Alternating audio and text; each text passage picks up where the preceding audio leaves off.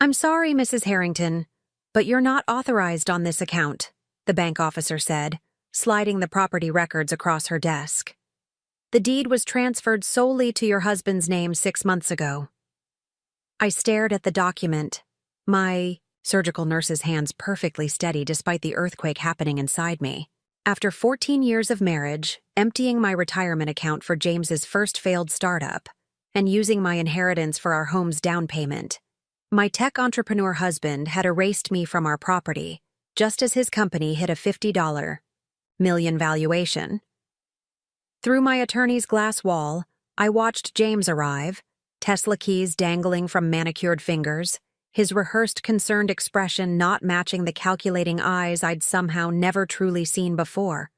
His text glowed. "On my phone.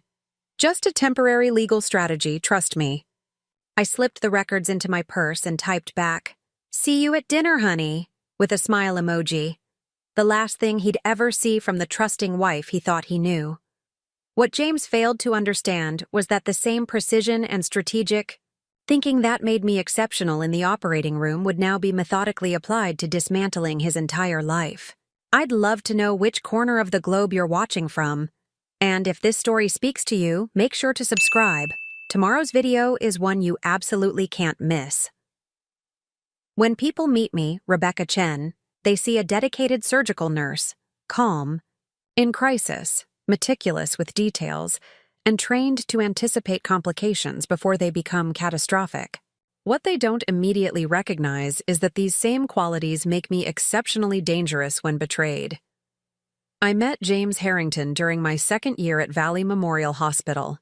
He was rushed into the ER after a cycling accident, 6 broken ribs, a punctured lung, and a determination to check his emails even while hooked to an oxygen tank.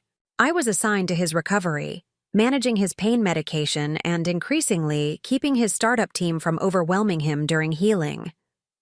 "You're different from the other nurses," he said on his third day. "You actually understand what I'm building." I did understand. My father had been a software engineer before cancer took him when I was 19, leaving me to support my mother through nursing school. I'd grown up surrounded by coding books and startup dreams. James's vision for healthcare management software resonated with my daily frustrations with hospital administration. By his discharge, we were already falling for each other. 6 months later, we were inseparable. James was brilliant, driven, and passionate about creating technology that would transform patient care coordination. His first company had failed, a necessary learning experience, he called it, but he was certain his new concept would revolutionize the industry. We married after dating for 18 months, a small ceremony with close friends and my mother, who was already showing early signs of dementia. I was 28, James was 32, and we rented a modest apartment where he coded late into the night while I worked rotating shifts at the hospital. Money was perpetually tight. My nursing salary covered our living expenses while every spare dollar went into James's company. I believed in his vision completely. "When HealthSync succeeds, we succeed," became our mantra. There was no his money or my money, just our shared investment in the future.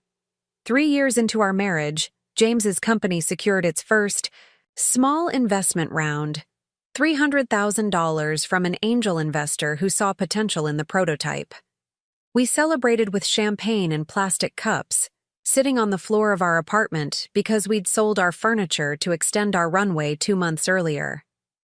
"This is just the beginning," James promised, his eyes bright with vindication after 3 years of rejections. "From here, we scale." The investment allowed James to hire 2 junior developers and move operations from our living room to a small office space. I continued working at the hospital, now taking extra shifts to compensate for the fact that James had stopped taking a salary to extend the company's cash flow. "Just until the next funding round," he assured me. "Then we'll be stable." When my mother's condition worsened, I moved to night shifts so I could accompany her to medical appointments during the day. James was supportive in theory, but increasingly absent in practice, consumed by pitch meetings and development deadlines. I managed her care alone, eventually moving her into our apartment when she could no longer safely live independently. The strain tested our marriage. James began sleeping at the office most nights, claiming the coding team worked best during late-night sessions. I was too exhausted from juggling patient care, my mother's needs, and our household to question this arrangement deeply. "I'm doing this for us," he reminded me whenever I expressed frustration. "For our future." Then came the devastating setback. The angel investor pulled out after the prototype encountered significant technical challenges. James was suddenly without funding, with 3 employees depending on him and a product that needed substantial reworking. That night, he came home, truly home, for the first time in months. I found him sitting in darkness in our living room at 3 a.m. when I returned from my shift. "It's over," he said, his voice hollow. 3 years of work, and it's finished." I sat beside him, still in my scrubs, and made a decision that would shape the next decade of our lives. I withdrew $87,000 from my retirement account, accepting the penalties and taxes, and handed it to my husband. "It's not over. This buys you 6 more months to fix the problems and find new investors." James looked at me with a mixture of shock, gratitude, and something else I couldn't identify at the time. In retrospect, I recognize it as calculation. "You'd do that? Risk your security?" "It's our security," I corrected him. "Our dream." With renewed funding, James rebuilt the core technology. 6 months stretched to 18. But eventually, HealthSync secured a proper seed round of $1.2 million. The company expanded to 8 employees. James became CEO with a modest salary that allowed him to contribute to our household expenses again. As the company stabilized, we began discussing buying a home. After years in our cramped apartment, made more crowded by my mother's presence, we both yearned for space. It was during this house-hunting period that my mother passed away after a sudden decline. The grief was overwhelming, but practical matters demanded attention. My mother had owned a small home in her native Taiwan, which she'd rented out since moving to America 30 years earlier. As her only child, I inherited the property. We sold it for approximately $320,000, a sum that transformed our house. Hunt. "With this as a down payment, we can afford something truly suitable," James observed as we updated our search parameters. We found our home 2 weeks later, a beautiful craftsman in a desirable neighborhood close to both the hospital and James's office. The asking price was $895,000, steep for our income level, but with my inheritance as a substantial down payment, the mortgage would be manageable on our combined salaries. I remember the day we signed the paperwork vividly.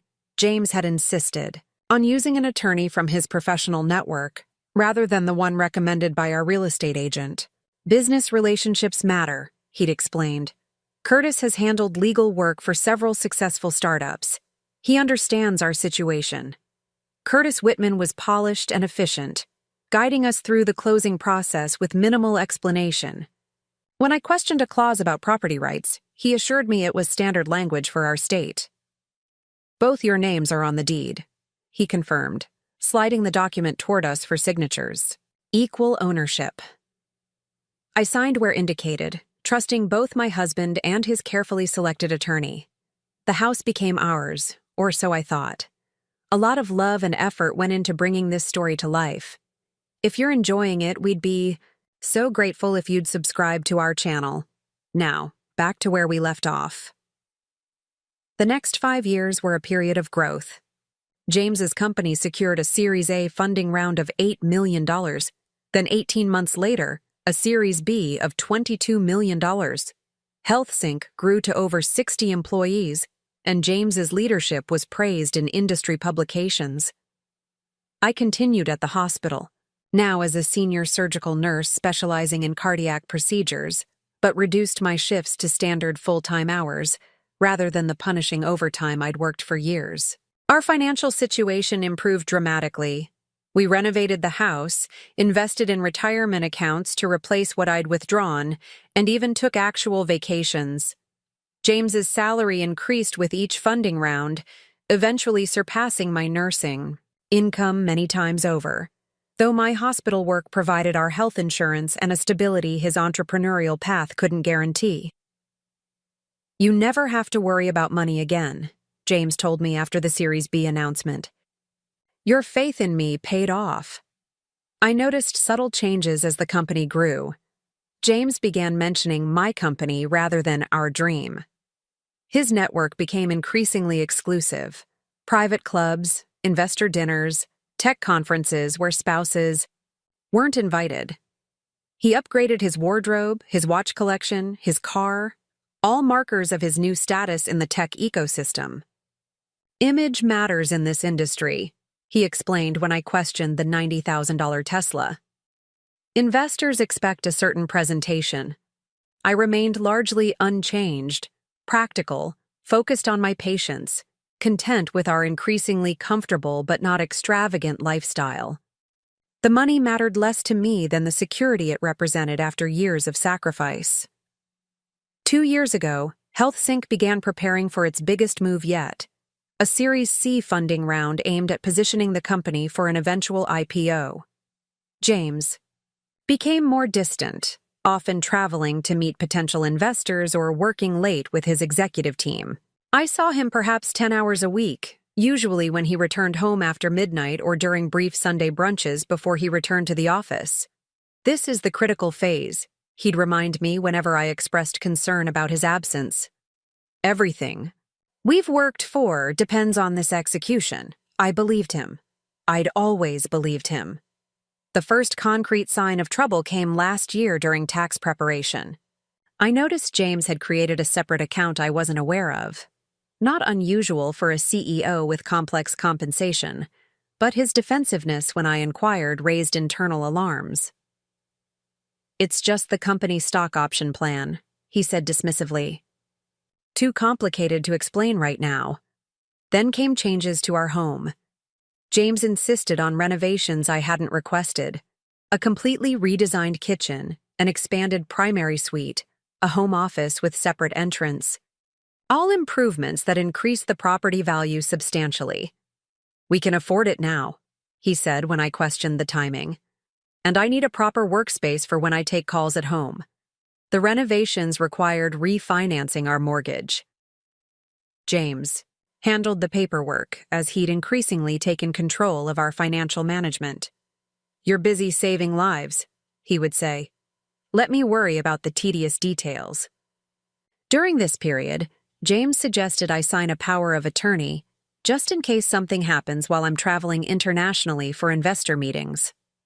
The document was presented among a stack of insurance forms and medical directives. Normal. Preparations for international travel. I signed without close examination, trusting my husband of 13 years. 6 months ago, HealthSync secured its Series C funding, $75 million at a valuation that made James's equity worth approximately $50 million on paper. The celebration dinner included his executive team and board members, but not me. I was covering an emergency shift for a colleague. James deposited $250,000 into our joint account the following day. "A small advance on our future," the transfer description read. I was touched by the gesture and used a portion to fund a cardiac care initiative at the hospital that I'd been passionate about developing. Everything seemed to be following the trajectory we'd sacrificed for, until 3 days ago, when I arrived at the bank to finalize the equity line of credit we'd discussed using for investments. "I'm sorry, Mrs. Harrington, but you're not authorized on this account," the loan officer said, frowning at her computer screen. "There must be a mistake. It's our home equity line, secured by our primary residence." Her discomfort was visible. As she carefully explained, "According to our records, the property is solely in James Harrington's name. It has been for approximately 6 months." The world tilted beneath me. "That's impossible. I'm on the deed. I paid the down payment." "I can only tell you what's in our system," she said gently. Perhaps your husband made changes during the refinancing. I left the bank in a daze, driving directly to the county recorder's office. Public records confirmed what the bank had claimed. 6 months ago, coinciding exactly with the Series C funding announcement, James had used the power of attorney to remove my name from our home's deed, transferring full ownership to himself. That led me to today, standing in my attorney's office with irrefutable evidence of my husband's betrayal. Andrea Gibson was not just any attorney. She was the sister of a patient whose life I'd helped save during a complicated valve replacement. When I called her in panic yesterday, she immediately cleared her schedule. "This is clearly fraudulent," Andrea said now, her voice low and controlled as we watched James and his attorney through the glass. "The power of attorney you signed didn't authorize property transfers, and even if it had, using it this way would constitute breach of fiduciary duty." "What's his possible justification?" I asked, still struggling to reconcile the man I'd supported for 14 years with this calculated betrayal. "Most likely, he's preparing for the IPO by shielding assets. It's not uncommon for founders to restructure holdings before going public, but it's typically done with spousal knowledge and consent, not through deception." Andrea's paralegal entered with a folder of additional documents. "The search results you requested," she said quietly. I watched as Andrea reviewed them, her expression growing grimmer with each page. "Rebecca," she said finally, "there's more. 3 new LLCs formed in the past year, all controlled by James. Your joint investment account was liquidated 4 months ago, with assets transferred to one of these entities. And there's a recently purchased condominium downtown, $1.6 million paid in cash through another LLC. The confirmation of my worst fears should have devastated me. Instead, a strange clarity descended, the same focused precision I relied on during complex surgeries when complications arose. Time seemed to slow as my mind processed options, outcomes, contingencies. "He has no idea I've discovered this," I said, my voice surprisingly steady. Andrea assessed me carefully. "That gives us a significant tactical advantage." What would happen if I confronted him right now? He'd control the narrative, claim it was a misunderstanding, a temporary arrangement for company purposes, or worse, convince you to sign additional documents that further compromise your position. I nodded. Decision. Crystallizing. "Then we haven't confronted him yet. We will prepare first." Andrea's expression shifted from concern to professional calculation. "What exactly do you want to accomplish here, Rebecca?" I considered the question as James checked his watch impatiently in the waiting area. This man had taken my retirement, savings when his first company failed. He'd accepted my inheritance for our home's down payment. He'd benefited from my stable income during years of entrepreneurial uncertainty. I'd believed we were building something together, a partnership with shared sacrifices toward shared rewards. The betrayal wasn't just financial. It was a fundamental rejection of everything our relationship had supposedly represented. "What's legally mine?" I said finally, meeting Andrea's gaze. "And then I want him to lose everything else."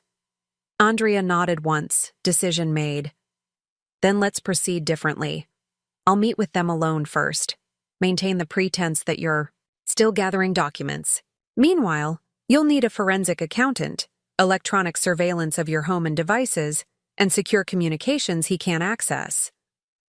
"I can arrange all that today," I said, my nurse's efficiency taking over. "Good. And Rebecca?" Andrea's voice softened slightly. "Where will you stay tonight?" I hadn't considered that I couldn't return home, not if I wanted to maintain the element of surprise. My hospital colleague Sophie had a guest room. She'd watched me support James for years. She would understand without requiring complete explanations. "I have somewhere safe," I assured Andrea.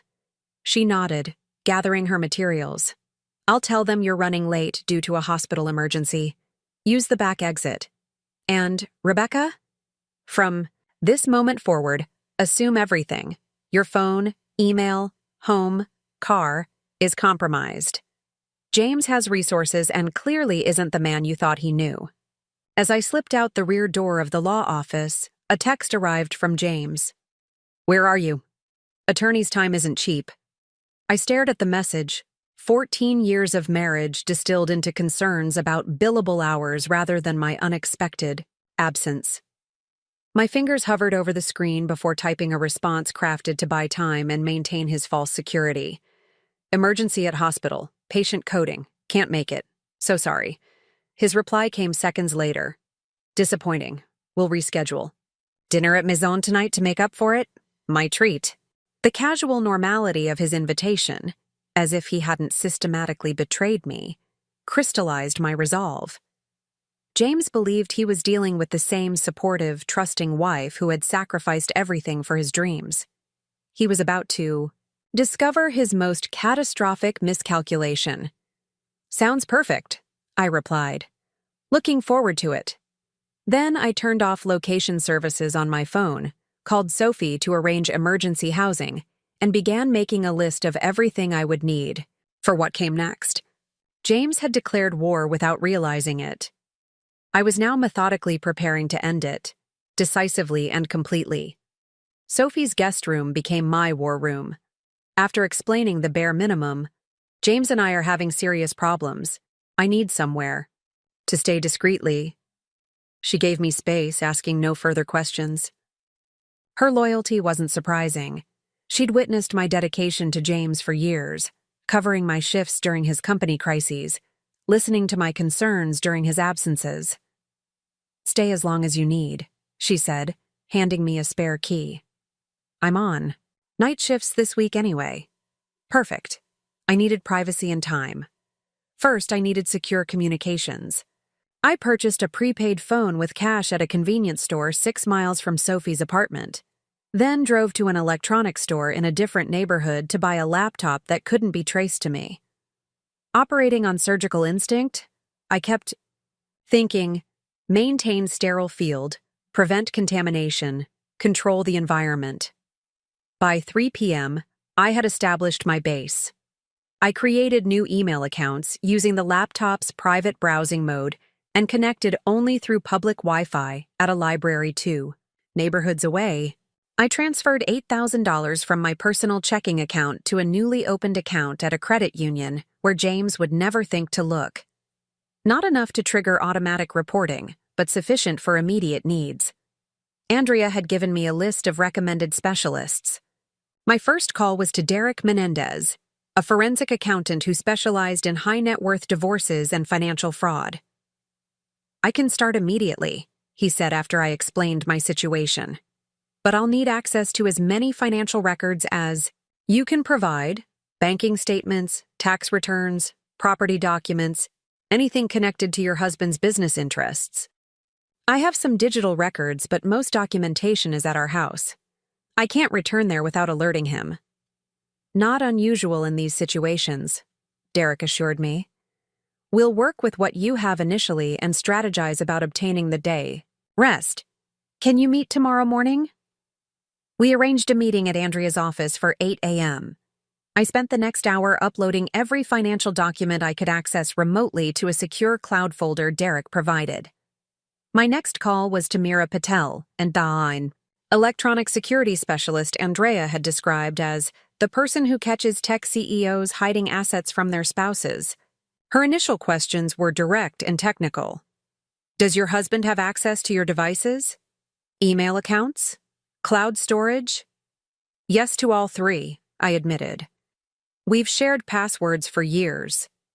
Then we assume all your regular communications are compromised, she said matter-of-factly. Your husband runs a tech company. He has resources and knowledge most spouses don't. We need to assume sophisticated surveillance. Even at our house? Especially at your house. Smart home systems, security cameras, even digital assistants. All potential monitoring points. Do not discuss strategy on any device or in any location that could be compromised. She recommended specific security measures, which apps to avoid, how to communicate with my team, which locations to consider safe zones for meetings. We arranged for her to conduct a thorough digital security assessment the following day. By 5 p.m., I had established a secure foundation. Now came the strategic component. I needed to appear normal to James while gathering evidence and building my case. Tonight's dinner would be my first test, maintaining the appearance of the trusting wife while sitting across from the man who had betrayed me. I showered and changed into clothes I'd hastily packed. A blue dress James had always liked, appropriate for Maison, the upscale restaurant he'd chosen. As I applied makeup with practiced precision, I considered my approach. In the operating room, we're taught to anticipate complications before they arise. The same principle applied here. James would expect questions about the missed meeting.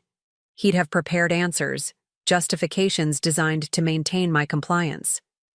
I needed to appear accepting without actually accepting anything that might compromise my position. At 6:30, I texted him from my regular phone. On my way, traffic heavy, might be 5 min late. His response came immediately. No problem. Got our usual table. Our usual table. The corner booth where we'd celebrated each of his funding announcements, where he'd given me a sapphire necklace after the Series B round, the table that represented our shared journey. I parked 2 blocks from the restaurant, using those minutes to center myself. In surgery, emotional control isn't optional, it's essential. Lives depend on maintaining composure regardless of unexpected complications. Tonight required the same discipline. James was already seated when I arrived, studying his phone with the intense focus I once found endearing. He stood when he saw me, his smile practiced but convincing. If I hadn't seen the property documents, I might have believed his affection was genuine. There she is, he said, kissing my cheek. Saving lives and keeping me waiting. Some things never change. I returned his smile with measured warmth, not too effusive, not too distant. Sorry about the meeting? Pediatric emergency? Don't apologize for doing what you do best, he said, ever magnanimous when it cost him nothing. We can reschedule. Curtis understands. Curtis. His attorney who had facilitated removing my name from our home's deed. I maintained my expression, while imagining Curtis explaining his role in this deception to the State Bar Association. What was the meeting about anyway? I asked, keeping my tone casual as I studied the menu I'd memorized years ago. James's answer was predictably vague. Just some estate planning adjustments. Technical legal stuff to protect our assets as the company grows. Nothing urgent. Estate planning. A clever euphemism for systematically removing my name from our property. I trust you to handle it, I said, the words bitter on my tongue. You've always been better with those details. His pleased expression confirmed I'd struck the right note.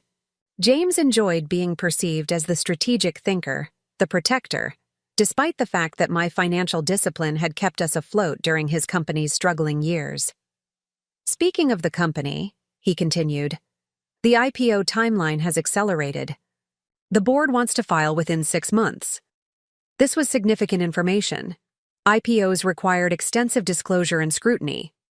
If James was hiding assets or restructuring property to my disadvantage, he was operating under time pressure.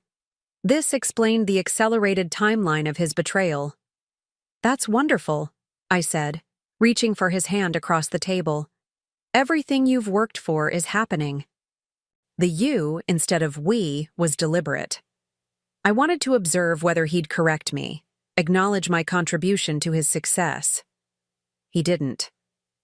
It's been a long road, he said instead, but we're finally reaching the destination. Dinner proceeded. With superficial conversation, his latest board meeting, my recent difficult surgery, plans for renovating the garden that I now knew I legally had no claim to. I maintained the performance, asking questions at appropriate moments, laughing at his industry anecdotes. playing the role of supportive wife while mentally cataloging everything that could be useful later. When dessert arrived, James reached into his jacket pocket. "I have something for you?" He placed a small jewelry box on the table. Inside was a diamond tennis bracelet, elegant and expensive. "What's this for?" I asked, genuinely surprised. Gifts had become rare as our marriage progressed. "Do I need a reason to appreciate my wife?" he said, smiling. "Plus, I thought you might want something nice for the investor gala next month." The bracelet suddenly made sense. The investor gala was a high-profile event where James would showcase not just his company, but his personal brand. Successful CEO, visionary leader, family man with the supportive, attractive wife. The bracelet wasn't a gift, it was a costume. Piece for the role he needed me to play. "It's beautiful," I said, allowing him to fasten it around my wrist. "Thank you." By the time we left the restaurant, I had gathered valuable intelligence. James believed his deception was still undetected. He expected me to continue in my supporting role through the IPO process. He hadn't mentioned the property transfer, the liquidated investment account, or the downtown condominium. Most importantly, he clearly didn't see me as a threat. After declining his suggestion that we share a ride home, "I need to stop by the hospital to check on my patient," I kissed him goodnight with just the right amount of affection, neither arousing suspicion nor promising intimacy. Back in my car, I immediately removed the bracelet and placed it in an evidence bag I'd brought from the hospital. Every gift, every communication, every financial transaction now needed to be documented. The diamond bracelet wasn't just jewelry. It was evidence of James attempting to maintain my compliance through financial manipulation. At Sophie's apartment, I found 3 emails waiting in my new secure account. One from Andrea confirming our 8 a.m. meeting, one from Derek outlining initial findings from the financial documents I'd provided, and one from Mira with a secure communication protocol for our team. Derek's preliminary analysis was concerning. Initial review indicates systematic movement of joint assets to single control, entities beginning approximately 18 months ago. Pattern suggests careful preparation rather than opportunistic actions. We'll have more details tomorrow. 18 months. The betrayal had been in progress since before HealthSync's Series C funding. While I was supporting James's dream, working, hospital shifts, attending his company functions, he had been methodically preparing to cut me out of our shared success. I spent 3 hours documenting everything I could remember about our finances. Accounts I knew existed, properties, investments, valuable possessions in our home, vehicles. I created a timeline of major financial events in our marriage, my retirement account withdrawal, my inheritance, home purchase, renovations, significant gifts. By 2 a.m., exhaustion overtook me, but I had established a foundation for tomorrow's meetings. I set my alarm for 6 a.m., knowing I needed to arrive at Andrea's office early to review strategy before our team assembled. As I finally lay down in Sophie's guest room, I realized I hadn't cried. Not at the bank when I discovered the property transfer. Not in Andrea's office when I learned about the condominium. Not during dinner watching James's performance of devoted husband. The emotion would come later, I knew from experience with trauma patients. For now, the clinical detachment that made me effective in emergency medicine was serving a different purpose. James had made a critical miscalculation. He saw only the supportive, compliant wife I'd been for 14 years. He didn't recognize that the same qualities that made me an exceptional nurse, precise assessment, strategic thinking, calm under pressure, attention to detail, would make me a formidable adversary. Tomorrow would begin the next phase, gathering evidence, securing assets, building the case that would not just reclaim what was rightfully mine, but ensure James Harrington understood the true cost of betrayal. I closed my eyes, not to dream, but to rest. The surgical strike I was planning required precision timing, perfect execution, and absolutely no margin for error. Morning arrived after a fitful sleep. I was showered and dressed by 6:30 a.m., wearing a tailored suit I'd thankfully kept at the hospital for board meetings, professional armor for the battle ahead. Andrea's office was already humming with activity when I arrived at 7:45. She had commandeered the largest conference room, its glass walls now covered with privacy film. A digital security scanner swept the room twice daily for surveillance devices, standard procedure for high-stakes divorce cases involving wealthy clients. "You look remarkably composed for someone whose life imploded 48 hours ago," Andrea observed, handing me coffee in a ceramic mug. "Professional hazard," I replied. "In the OR, showing stress kills patients. I've had years of practice keeping it together." "That discipline will serve you well here," she said, gesturing to the conference table where 3 laptops were arranged. "We've assembled your team. Derek is already reviewing the financial data you provided. Mira will join us at 9 to discuss digital security. I've also brought in someone with expertise in startup valuations, critical for assessing what James's company shares are actually worth." Derek Menendez entered carrying a leather portfolio. In his mid-50s with salt and pepper hair and rimless glasses, he had the focused demeanor of someone who found satisfaction in tracking numerical discrepancies. "Mrs. Harrington," he said, extending his hand, "I've reviewed your preliminary documents. We have work to do." For the next hour, Derek walked us through what he'd discovered from the limited financial information I'd been able to provide. The picture was concerning but incomplete. James had been systematically restructuring our assets since Health Sync's Series B funding round, creating a complex network of LLCs and trusts. Most troubling was the pattern of moving jointly held investments into entities I had no access to. "Based on what I'm seeing, there's approximately $1.2 million in assets that were jointly owned and have been transferred into these new structures," Derek explained, indicating a diagram he'd created showing the money flow. "Not including the house or his company equity." "And that's just what we can track with the limited documents we have," Andrea added. "We need the complete financial picture." "Which means I need to return home," I said, stating the inevitable conclusion. "To gather documents." Andrea nodded. "Strategically, yes, but not without preparation and protection." At 9 o'clock, Mira Patel arrived. Where Derek was methodical and measured, Mira crackled with focused energy. In her early 30s with a geometric haircut and multiple piercings along one ear, she looked more like a tech startup employee than a security consultant, which was precisely her advantage in her work. "First thing," she said without preamble, placing a small device on the conference table. "This is a signal jammer. It creates a secure bubble around us. No electronic eavesdropping possible while it's active." She pushed a sleek phone across the table toward me. "Your new secure device. Encrypted, untraceable to you. Use it only for communicating with this team. Your regular phone is now for show. Only use it to maintain appearances with James, but assume everything on it is compromised." Over the next hour, Mira outlined the digital security landscape I was facing. James, as CEO of a health technology company, had sophisticated resources at his disposal.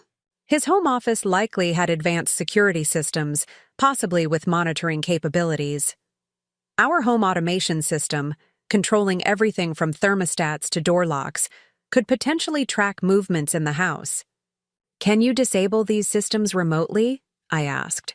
"Some, yes. Others would require physical access. The key is to make any necessary moves look like normal system fluctuations, not deliberate tampering."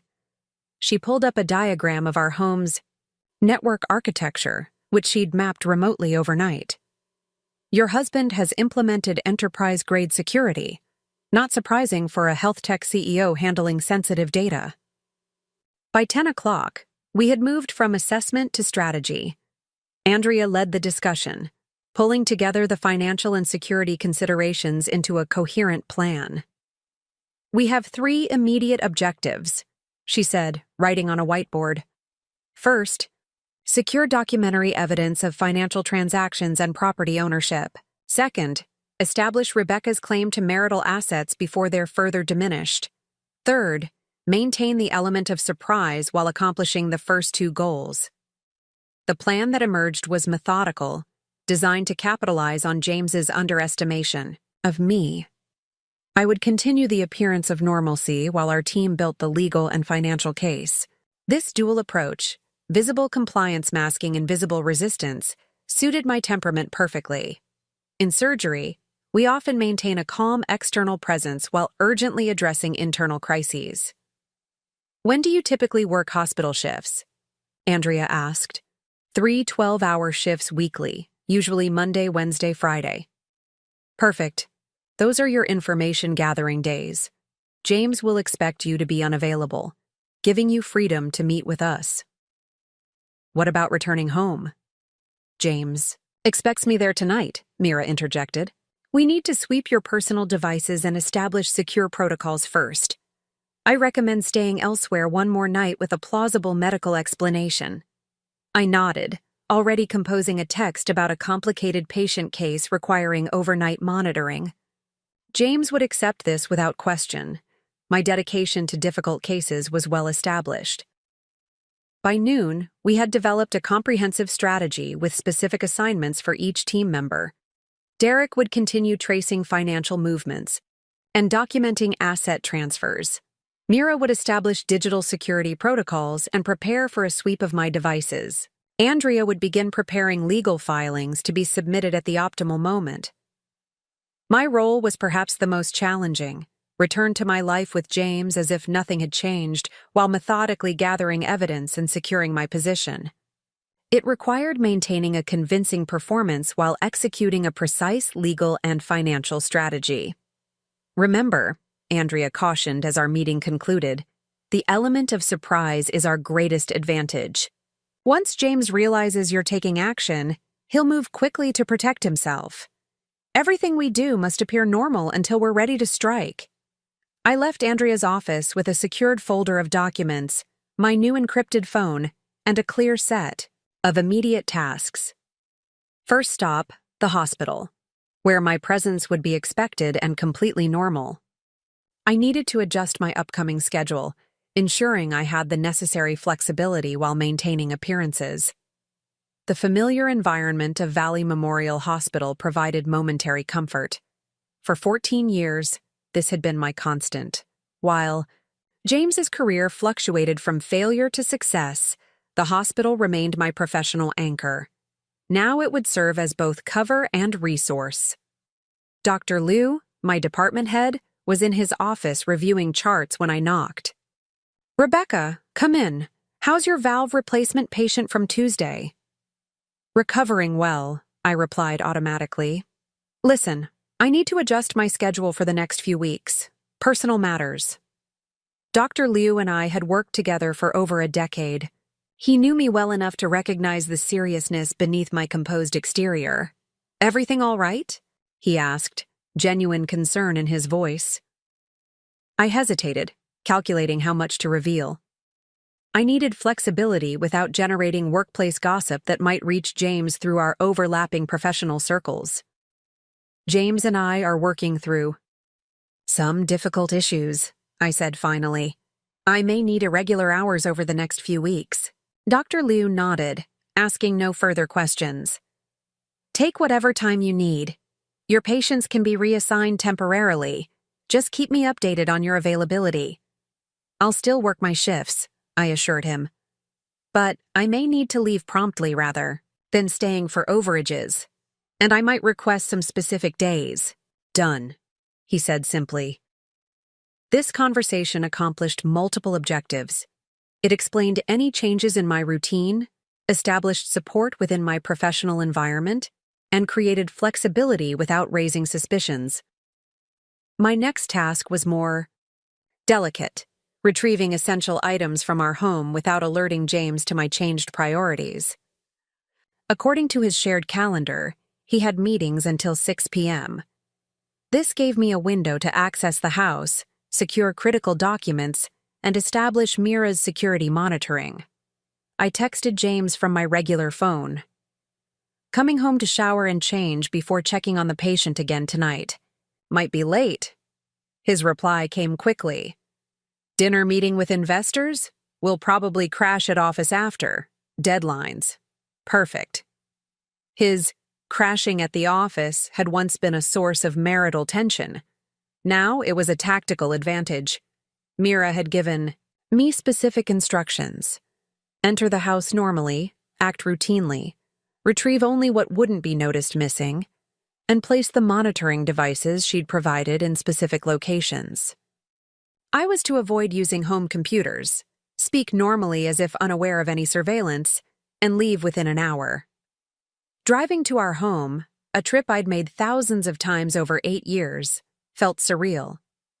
The Craftsman, with its welcoming front porch and meticulously maintained garden, had represented security, achievement, partnership. Now it symbolizes betrayal. I used my key to enter, calling out habitually, "Hello?" though I knew the house was empty. Moving with deliberate casualness, I checked the mail, hung my jacket in the closet, and proceeded upstairs as I would on any normal day. In our bedroom, I gathered essentials I would need while staying elsewhere. Additional clothing, toiletries, my medical reference books.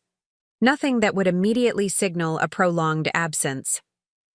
While selecting items from my closet, I casually placed one of Mira's monitoring devices, disguised as a phone charger, on my nightstand. The home office was more challenging. James spent significant time there, and any disturbance might be noticed. Following Mira's instructions, I entered with a plausible purpose, retrieving medical journals I kept on a bookshelf. While doing so, I carefully photographed visible documents on his desk using the specialized app Mira had installed on my secure phone. The filing cabinet presented another opportunity. Using the key from our shared household key drawer, I unlocked it and quickly photographed key financial documents. Property records, investment statements, insurance policies. Most critically, I located and photographed the power of attorney document I'd signed, essential evidence for proving the fraudulent property transfer. Throughout this process, I maintained normal movements, occasionally speaking aloud as if talking to myself about patient cases, cover in case of audio surveillance. Need to check those post-op notes. Remember to call the pharmacy about that dosage adjustment. In the kitchen, I placed another monitoring device disguised as a digital food thermometer in a drawer. Then I made a show of checking the refrigerator, noting aloud, "Need groceries," as if mentally preparing a shopping list. My final task was the most technically challenging. Following Mira's detailed instructions, I needed to connect a small device to our home network router, hidden in a decorative box in the living room, that would allow her limited access to monitor network traffic. This would reveal what information was leaving our house and to where. With practiced precision, the same steady hands that performed delicate vascular sutures, I connected the device while appearing to adjust the router after a fictional connectivity issue with my phone. To any observer, it would seem like routine troubleshooting.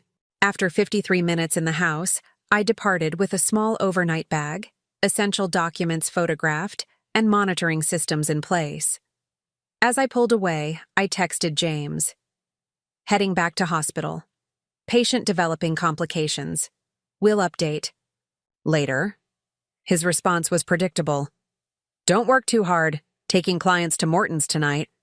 I drove not to the hospital, but to a coffee shop 3 miles away, one of the safe zones Mira had identified for secure communications. From my encrypted phone, I messaged the team.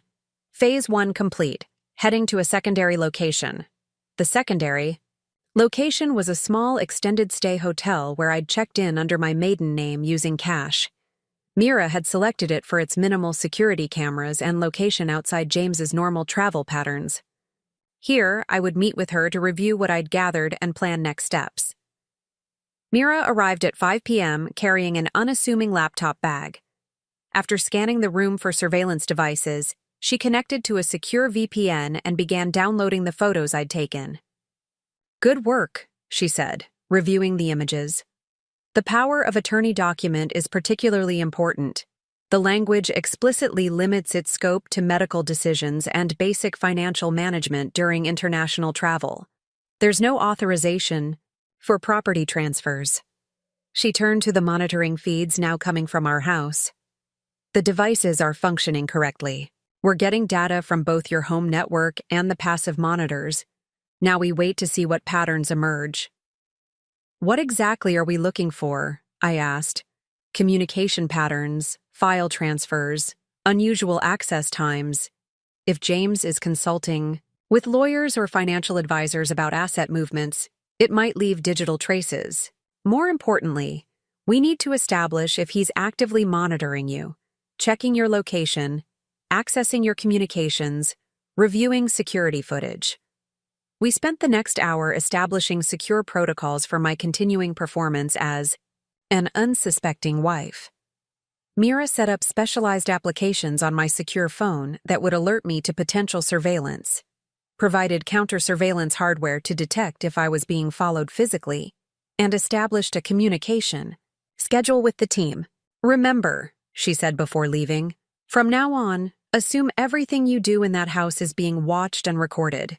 Every conversation, every computer interaction, every routine activity. Act exactly as you would normally. That's essentially what I do in the OR, I noted. Perform complex procedures while appearing completely calm for the benefit of residents and staff. Exactly. This is a surgical procedure with your financial future as the patient. Precision and appearances matter equally. After Mira departed, I reviewed the day's developments.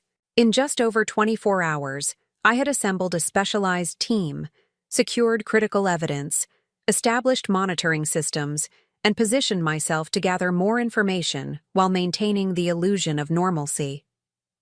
The infrastructure for my counteroffensive was now in place. I ordered room service, something I rarely did, a small luxury in this disorienting new reality, and reviewed the secure document folder Andrea had prepared. It contained legal explanations of marital property rights in our state, protocols for documenting financial transactions, and templates for the affidavits I would need to complete. As I ate a surprisingly good pasta primavera, my regular phone buzzed with a text from James. Meeting's running late. Definitely staying at the office tonight. Don't wait up, I replied with wifely concern. Don't work too hard. I'm monitoring my patient overnight at the hospital. Two people, both lying about their whereabouts, both believing they were controlling the narrative. The difference was that James didn't know he was being outmaneuvered. He still saw me as the supporting character in his success story, not recognizing I had begun writing a completely different ending. Before settling in for the night, I called Sophie from my secure phone to thank her for the emergency housing and explain I wouldn't be returning tonight. "Are you safe?" she asked, the only question that mattered to her. "Completely safe," I assured her. "Just navigating complicated waters. If you need anything at all, I'm here. No questions asked." Her unconditional support nearly cracked my careful composure. In the calculated chess match with James, I'd been focused on strategy rather than the emotional reality of what was happening.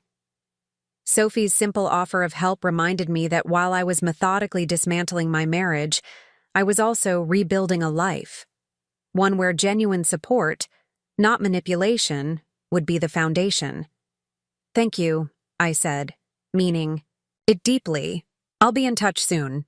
I set my alarm for 6 a.m. and reviewed tomorrow's objectives, returned to Andrea's office to review the photographed documents, meet with the startup valuation expert to assess James's equity worth, and prepare for my scheduled hospital shift, which would provide perfect cover for these activities. As I finally lay down to sleep, I realized that today marked a fundamental shift. For 14 years, I had been supporting James's dreams, subordinating my needs to his ambitions, believing we were building something together. Today, I had taken the first concrete steps toward reclaiming my own story. The property deed he had so carefully altered was just the beginning. By removing my name, James thought he was securing his future. Instead, he had activated skills he'd never bothered to recognize in me: precision, strategy, and the absolute focus that made me exceptional in crisis situations. Tomorrow would bring the next phase, not just gathering information, but beginning to secure and reclaim assets. The surgical strike was proceeding exactly according to plan. The next morning unfolded according to plan. I arrived at the hospital for my 7 a.m. shift, performed a complex valve replacement with Dr. Liu, and managed post-operative care with my usual efficiency. No one observing me would have detected anything unusual. My hands remained steady, my clinical decisions precise, my interactions with colleagues normal. Only Sophie, bringing me coffee during a brief break, gave any indication. She knew something had changed. "You're okay?" she asked quietly, her eyes conveying deeper concern than her casual words. "Managing," I replied with a small smile. "Thanks for the coffee." At 2 p.m., I handed off to the incoming shift nurse with detailed patient notes and exited the hospital through the staff entrance. According to my regular routine, I would now be heading home for rest after a demanding shift. Instead, I drove to Andrea's office for our scheduled meeting. Derek Menendez was waiting in the conference room, his expression grimmer than during our previous meeting. The digital security screens now displayed multiple financial documents. Some I recognized from my home office, others unfamiliar. "We've identified some concerning transactions," Derek began without preamble once the room was secured. "The photos you took of the financial documents have filled in several gaps in our understanding." He displayed a complex diagram showing money flows between various entities. "Your husband has created a sophisticated structure designed to shield assets.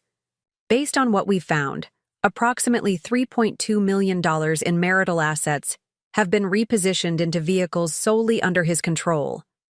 The figure stunned me. "That's significantly more than your initial estimate." "The preliminary assessment was based on incomplete information," Derek explained. "The documents you photographed revealed additional accounts and transfers." Andrea entered the room, accompanied by a woman in her late 40s with short silver hair and penetrating eyes. "Rebecca, this is Valerie Winters, our startup valuation specialist. She's been analyzing HealthSync's financial position." Valerie nodded briskly. "Based on the Series C funding documents you photographed, your husband's equity stake is currently valued at approximately $48 million. However, there are significant restrictions and vesting schedules. Not all of that is immediately accessible or liquid. More concerning," she continued, "is evidence that he's been transferring portions of his equity to a trust structure you're not connected to. It appears to have been established about 14 months ago." Another betrayal, with roots reaching back even further than I'd imagined. I felt a cold anger crystallizing beneath my professional composure. "Show me everything," I said.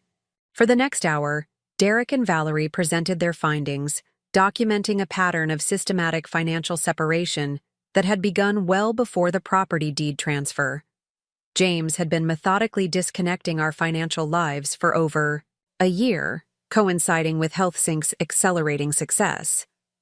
"What's particularly troubling," Derek noted, "is this pattern of cash withdrawals."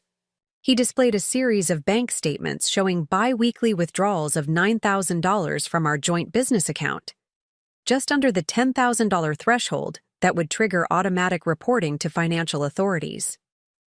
Over the past 8 months, these withdrawals total approximately $144,000. We've been unable to trace where this cash has gone. Andrea made a note.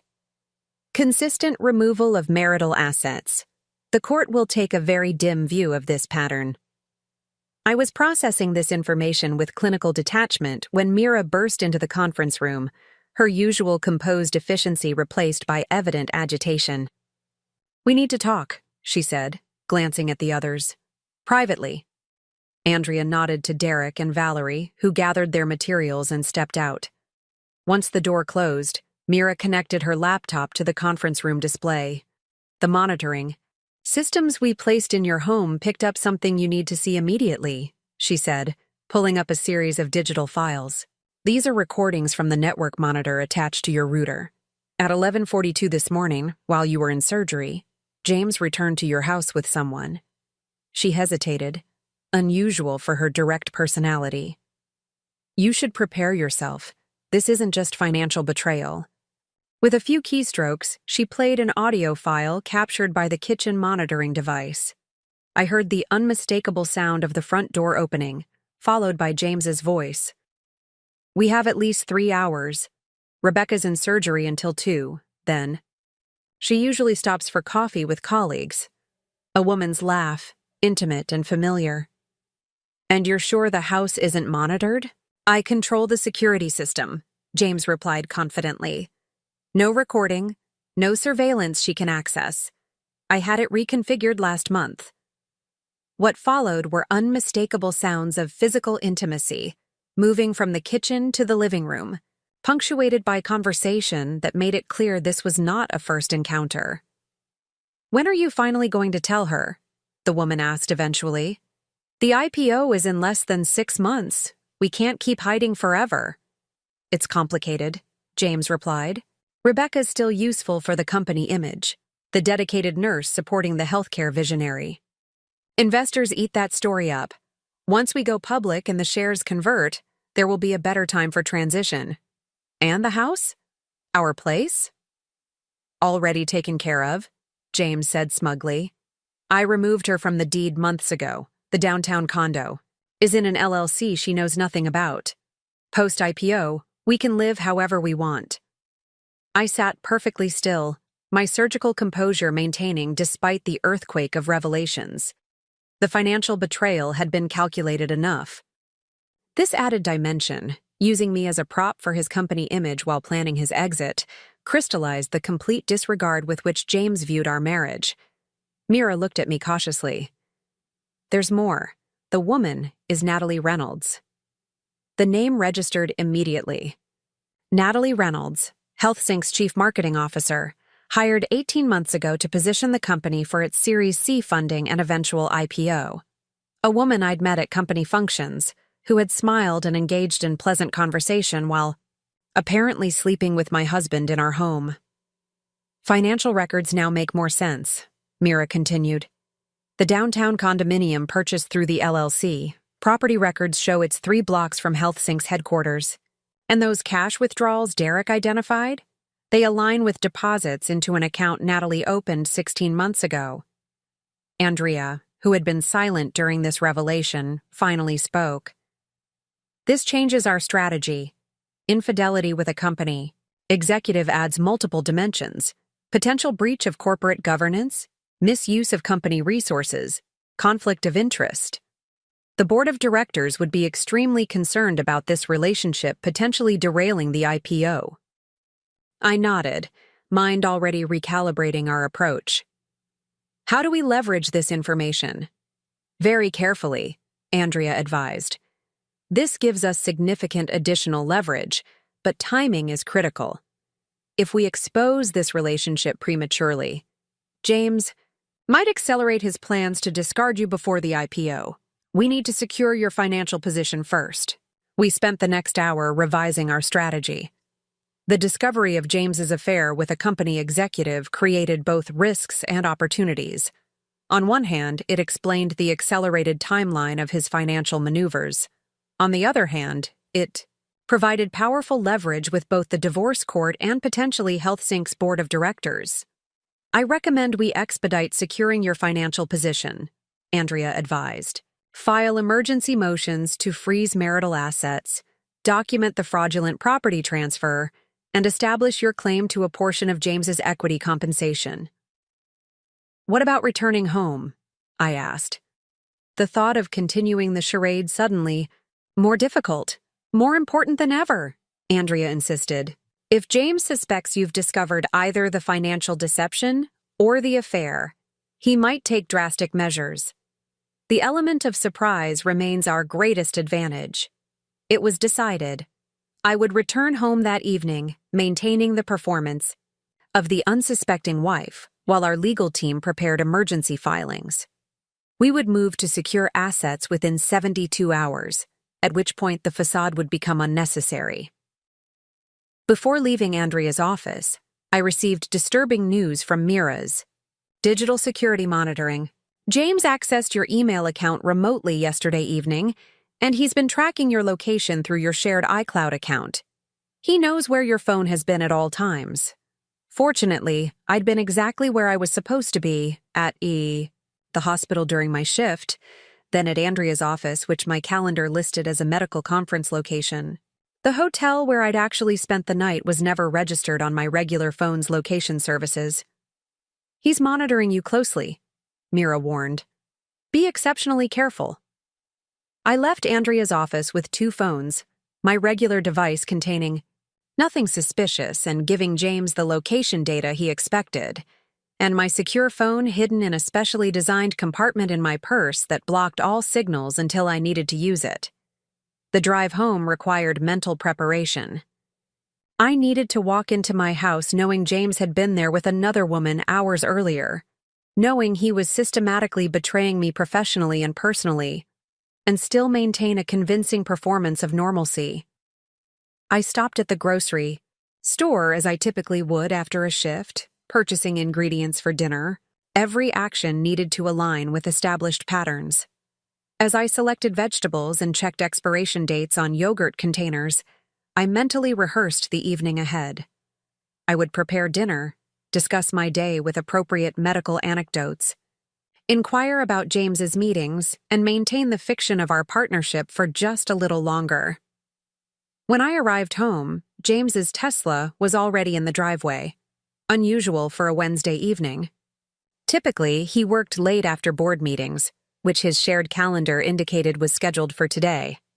I entered carrying grocery bags, calling out casually, "I'm home." James appeared from his home office, smiling firmly in place. "There. She is. How was the surgery?" "Successful," I replied, setting the groceries on the kitchen counter, the same counter where he and Natalie had been intimate hours earlier. Mitral valve replacement on a 62-year-old patient. Textbook procedure. "That's my brilliant wife," he said, kissing my cheek. The casual affection, knowing what I now knew, required every ounce of my professional composure to accept without reaction. "You're home early," I observed, beginning to unpack groceries. "I thought you had board meetings all day." "Finished early for once," he replied smoothly. "Thought I'd surprise you. Maybe we could have dinner together. Been a while. Since we've had a proper conversation." The deviation from routine immediately triggered my suspicion. James rarely altered his work schedule, particularly during this critical pre-IPO period.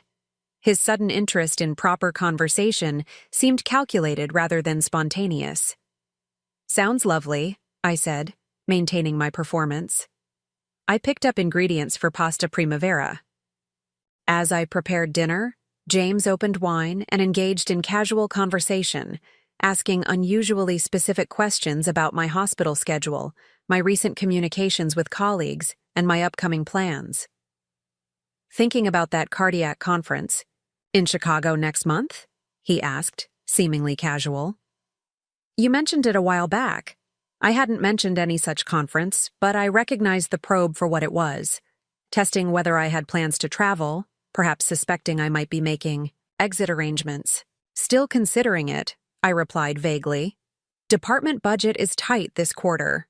Throughout dinner, I maintained appropriate conversation while mentally cataloging James's unusual behaviors, increased physical affection, detailed questions about my schedule and plans, references to our future together that contrasted sharply with what I'd heard him tell Natalie hours earlier.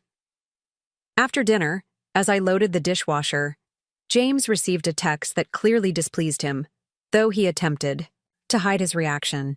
"Everything okay?" I asked innocently.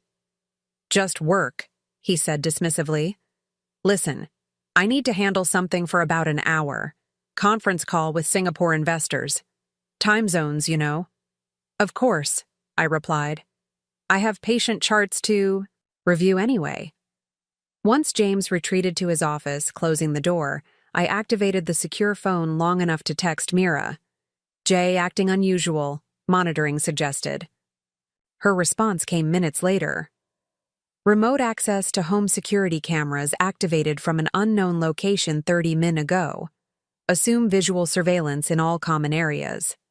Someone, likely Natalie, was watching the house remotely, perhaps to ensure I didn't display any knowledge of their relationship. The layers of surveillance and counter-surveillance had escalated dramatically. I continued my evening routine, reviewing medical journals in the living room while occasionally making notes, exactly as I would on any normal evening. When James emerged from his office, he suggested watching a show together, another deviation from recent patterns. "Actually, I'm exhausted," I said, feigning a yawn. "Might turn in early if you don't mind." "Of course," he replied, disappointment seemingly genuine. "You worked hard today. Rest well." In our bedroom, I went through my typical nighttime routine while using the bathroom fan to cover sending a secure message to Andrea. "James' behavior is unusual. Suspect acceleration of timeline. Advice." Her response came quickly. "Emergency. Filing prepared. Will submit at 9 a.m. tomorrow. Maintain a normal appearance until notified." That night, lying beside the husband who had betrayed me so completely, I maintained steady breathing patterns, suggesting sleep, while my mind processed the accelerating situation. James's unusual behavior suggested he might suspect something or be preparing additional moves against me. The timeline for countermeasures needed adjustment. In surgery, when a patient suddenly destabilizes, we don't panic. We adapt, making precise adjustments to the procedure while maintaining overall strategy. The same principle applied here. James's unexpected behavior represented a complication, but not one that would derail our carefully planned operation. Morning arrived after a night of minimal sleep.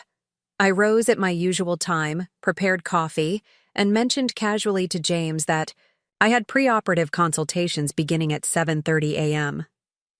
"Want to have dinner out tonight?" he suggested, another unusual overture. "That new place on Riverside you've been wanting to try? I'd love that," I replied with a smile that didn't reach my eyes. "Text me when you know your schedule." I left for the hospital exactly on time, my regular phone transmitting my location data precisely as expected. Once there, I changed into scrubs and sent a secure message to our team. Proceeding with an accelerated timeline. At precisely 9 a.m., while I was consulting with a cardiac patient, Andrea filed emergency motions with the family court. A request to freeze all marital assets, restoration of my name to the property deed based on fraudulent transfer, and financial discovery requiring immediate disclosure of all accounts and holdings. By 10:30 a.m., the judge had signed the emergency orders. By 11 a.m., notifications had been electronically delivered to James, his company's legal department, and the financial institutions holding our assets. The surgical strike had begun. At 11:42 a.m., my secure phone vibrated with a message from Mira. Jay received legal notifications. Attempting to transfer funds from a joint business account. Too late. Already frozen. At 11:47 a.m., James called my regular phone.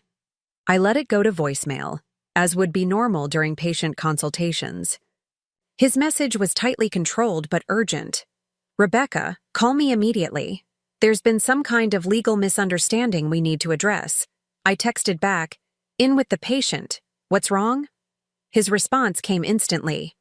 "Nothing to worry about. Just some paperwork confusion? When can you talk? Surgery's scheduled until 4. What kind of confusion?" The delay before his next message suggested he was carefully considering his approach. "Just some mix-up with property records. Let's discuss it in person. I'll pick you up at 4. I showed the exchange to Dr. Liu, explaining that I needed to leave the hospital via an alternate exit at the end of my shift. His eyebrows raised, but he asked no questions, simply nodding. "I'll have Dr. Patel cover your final consultation." Side entrance by radiology will be quietest. At 3:45 p.m., I changed, out of my scrubs, left through the side entrance as suggested, and was met by Andrea's associate in an unmarked car. "James is waiting at the main entrance," he informed me. "Andrea wants you at the office immediately. The situation has escalated." As we drove away from the hospital, I received another call from James. Again, I let it go to voicemail. His message, this time, contained the first cracks in his composed facade. "Rebecca, where are you? I'm at the hospital. We need to talk about these ridiculous legal filings. Call me immediately." I had crossed the threshold. The pretense of normalcy was no longer necessary or possible. The carefully orchestrated plan had entered its active phase, and James had just discovered that the supportive, trusting wife he thought he knew had been replaced by a formidable adversary who had anticipated and countered his every move. Game had changed irrevocably. Now we would see how James responded to finding himself in a surgical crisis of his own making, one where I controlled the instruments and procedure. Andrea's office had transformed into a crisis command center. Computer screens displayed financial tracking data, court filing updates, and surveillance feeds from the monitoring devices in my home. The team had expanded to include 2 paralegals documenting incoming communications and a security specialist monitoring physical locations. "James has been calling every financial institution you have joint accounts with," Derek reported as I entered. "He's attempting to override the freeze orders with his power of attorney." "Which won't work," Andrea added, handing me a cup of coffee. "The emergency order specifically invalidates that document pending investigation of fraudulent use." I set down my hospital bag, transitioning mentally from surgeon to strategist. "What's our current status?" Valerie, the startup valuation specialist, pulled up a digital dashboard. "We've secured approximately $4.7 million in assets so far. Everything. In joint accounts, investment portfolios, and retirement funds. The property deed transfer has been flagged as fraudulent, effectively freezing any attempt to sell or further encumber the house." "What about his equity and health sync?" I asked. "More complicated," Valerie admitted. "We've filed notice with the company that his shares are subject to marital property claims, but pre-IPO equity has complex restrictions. The board has acknowledged receipt of our notice but hasn't responded substantively." My secure phone buzzed with a notification from Mira. Jay returned home. Accessing home office computer. Attempting override of security systems. I nodded to the surveillance feeds displaying our home's interior. James was visible in his office, face tense with concentration as he worked at his computer. "He's trying to regain control of the digital environment," Mira explained, entering the conference room with her laptop. "I've established countermeasures, but he has administrator access to most systems. It's becoming a technical chess match." Andrea's expression remained calm but focused. "We need to discuss next steps. James knows you've discovered his financial manipulation, but he doesn't yet know about your awareness of Natalie Reynolds. That information provides significant leverage, especially with HealthSync's board. How do you recommend proceeding?" I asked. "2 options," Andrea said, writing on a legal pad. "First, we continue on the current track, secure financial assets, pursue fraudulent transfer claims, standard divorce proceedings. This is the measured approach." She turned the page. "Second, we accelerate and escalate. Inform HealthSync's board about the undisclosed relationship between their CEO and CMO, potentially forcing them to take action to protect the company's IPO prospects." I considered both approaches through the lens of surgical triage. The measured approach offered more control, but gave James time to develop countermeasures. The aggressive approach created immediate pressure, but introduced more variables. "What would the board's likely response be?" I asked Valerie, who had experience with startup governance. "At this stage, with the IPO filing imminent, they'd have no choice but to investigate. It's a material risk factor. undisclosed relationship. Between executives, potential misuse of company resources, conflict of interest in compensation decisions. At minimum, they'd place James on administrative leave during investigation. As I weighed these options, my regular phone buzzed with another call from James. This time, I answered, putting it on speaker for the team to hear. "Rebecca," he began, his voice controlled but tense. "Where are you? We need to talk about these ridiculous legal filings." "I'm safe," I replied simply, "and the filings aren't ridiculous. They're necessary given what I've discovered." A moment of silence followed. When he spoke again, his tone shifted to conciliatory. "Look, I understand you're upset about the property matter. That was just a temporary arrangement for tax purposes. I was going to explain everything at the meeting you missed. Was removing my name from our home without my knowledge also for tax purposes?" I asked, keeping my voice steady. "What about the $3.2 million in marital assets you've transferred to entities I have no access to? Or the downtown condominium purchased through an LLC?" Another pause, longer this time. I could almost hear him recalculating. "These are complex financial structures to protect our assets before the IPO," he said finally.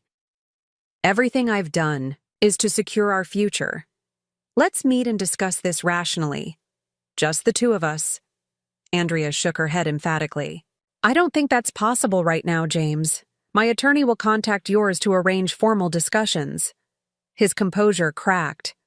"Attorney? This is between us, Rebecca. We don't need lawyers turning a misunderstanding into a legal battle." "The fraudulent use of power of attorney isn't a misunderstanding," I replied. "It's a deliberate act with legal consequences." "This isn't like you," he said, his tone hardening. "Someone's clearly been putting ideas in your head. The Rebecca I know wouldn't resort to these tactics. The Rebecca he knew, the passive, supportive wife who enabled his ambitions while subordinating her own needs. The woman he had fundamentally misunderstood for 14 years. You removed my name from our home, James. The home my inheritance helped purchase. What did you expect me to do when I discovered that?" His response was immediate, revealing more than he likely intended. "How did you find out about the deed? Those records weren't accessible to you." A tactical error on his part, confirming his intent to hide the transfer. "Public records are public, James. Now, if you want to discuss this further, you'll need to do so through proper legal channels. My attorney will contact yours tomorrow." I ended the call before he could respond, looking to Andrea for assessment. "Well, handled," she nodded. "You maintained control, revealed enough to establish your knowledge of his actions without disclosing our full awareness or strategy." My secure phone buzzed with another update from Mira's monitoring systems.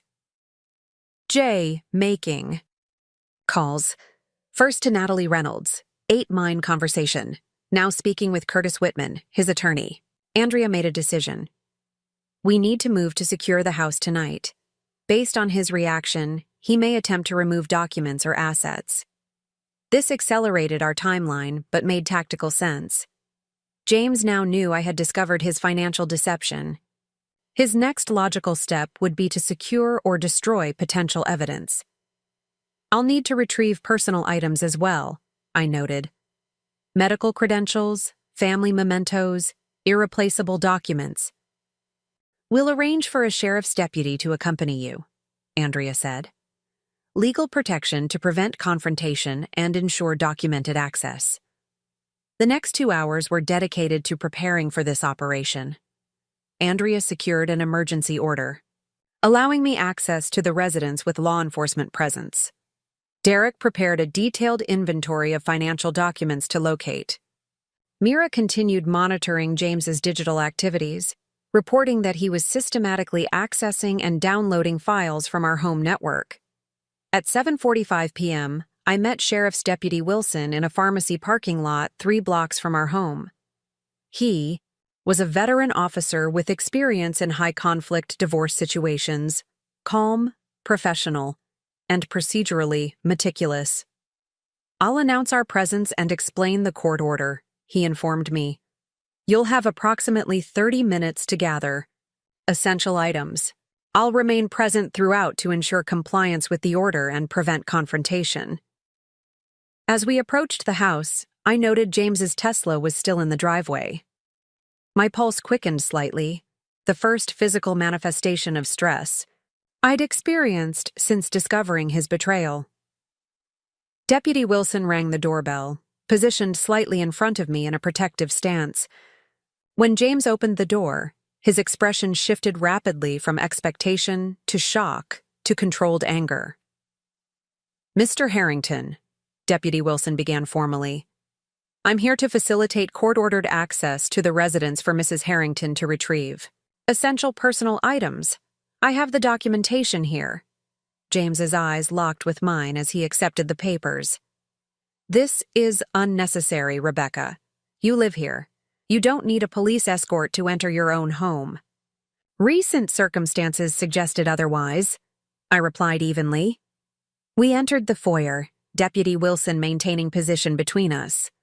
The house felt suddenly foreign, a stage set where I'd performed the role of supportive wife rather than a genuine home. "I'll get my things and be gone within 30 minutes, I said, moving toward the stairs. "This is ridiculous," James called after me. "We need to talk, not escalate with legal maneuvers." I continued upstairs to our bedroom, formerly our bedroom, and began efficiently collecting essential items. Medical credentials, family photographs, the jewelry my mother had left me, personal documents I'd stored in my bedside table.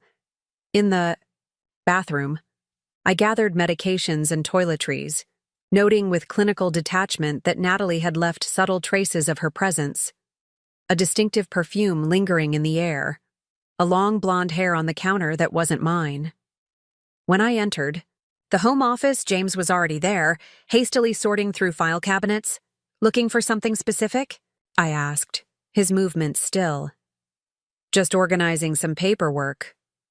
"Financial documents related to the accounts you've been transferring assets from?" I suggested mildly. His jaw tightened. "Rebecca, this has gone far enough. Whatever you think you've discovered has a reasonable explanation. I've been protecting our assets, not hiding them. By removing my name from the house deed using a forged power of attorney?" "Not forged," he countered quickly. "You signed it. For medical decisions during international travel," I corrected, "not for property transfers." I moved to the filing cabinet where I knew he kept household financial documents, methodically collecting copies of account statements, property records, and tax returns, all under Deputy Wilson's watchful eye. "Those are private business documents," James protested, taking a step forward. Deputy Wilson stepped between us. "Sir, the court order permits Mrs. Harrington to access and copy joint financial records. Please maintain appropriate distance." James retreated, visibly calculating his options. "This approach isn't like you, Rebecca. Lawyers, court orders, police escorts. This isn't how we solve problems." "How do we solve problems, James?" I asked, continuing to gather documents. "When you decided to remove my name from our home, did you consider discussing it with me first? When you transferred our joint investments into accounts I couldn't access, was that a mutual decision?" He switched tactics, his voice softening. "I know how this looks, but there's a bigger picture you're not seeing. The IPO is going to change everything. These measures were necessary to optimize our position before going public." "Our position?" I echoed. "Or yours and Natalie's?" His expression froze, confirming what the surveillance had revealed. I hadn't planned to disclose my knowledge of the affair yet, but his persistent attempts to manipulate me with false concern had triggered the revelation. "I don't know what you're talking about," he finally managed. "The downtown condominium purchased through the LLC," I continued calmly, placing another file in my bag. 3 blocks from HealthSync's headquarters. Convenient location for the company's chief marketing officer, isn't it? Color drained from his face. "You've been spying on me?" "I've been investigating financial discrepancies," I corrected. "The affair with a company executive was an incidental discovery." Deputy Wilson maintained his professional demeanor despite the escalating revelations, checking his watch. 10 minutes remaining, Mrs. Harrington. I nodded, moving to collect. The last essential items, my medical reference books and research journals. James followed at a careful distance, his earlier confident demeanor replaced by visible calculation. Whatever you think you know about Natalie is a misunderstanding, he attempted. She's a company executive. We work closely together on the IPO positioning. In our bedroom? On our kitchen counter? I asked, meeting his gaze directly. That kind of positioning? His face hardened. You've been surveilling our home. That's illegal invasion of privacy. My home, I corrected. And the monitoring was installed after I discovered you'd fraudulently removed my name from the deed. My attorney assures me it's completely legal under the circumstances. As I finished gathering my belongings, James made one final attempt at manipulation. Rebecca, think about what you're doing. 14 years of marriage, everything we've built together. You're throwing it away over a misunderstanding about property records. I paused at the door, turning to face the man I'd supported through failed ventures and eventual success, who had repaid my loyalty with calculated betrayal. No, James, you threw it away when you decided I was a disposable component of your success story rather than an equal partner. Everything that follows is simply the consequence of that decision. Deputy Wilson escorted me to my car, ensuring James maintained appropriate distance. As we drove away, I glanced in the rearview mirror to see James in the doorway, phone already at his ear, undoubtedly calling Natalie or his attorney to develop countermeasures. Back at Andrea's office, I provided the collected documents to Derek for immediate analysis, while the team updated me on developments during my absence. HealthSync's board has acknowledged receipt of our formal complaint regarding the undisclosed relationship between James and Natalie, Andrea reported. They've scheduled an emergency meeting for 8 a.m. tomorrow. Their outside counsel has requested communications go through them rather than directly to James. That suggests they're taking this seriously, Valerie noted, potentially distancing themselves from James while they assess the situation. Derek emerged from his analysis of the new documents, expression vindicated. We've got it. Smoking gun evidence of fraudulent transfers. James was sloppy about documenting the power of attorney limitations. His own notes explicitly acknowledge the document didn't authorize property transfers. The final piece clicked into place as Mira added her update. James has been frantically attempting to access and delete cloud storage files since your confrontation. He doesn't realize we've already secured copies of everything.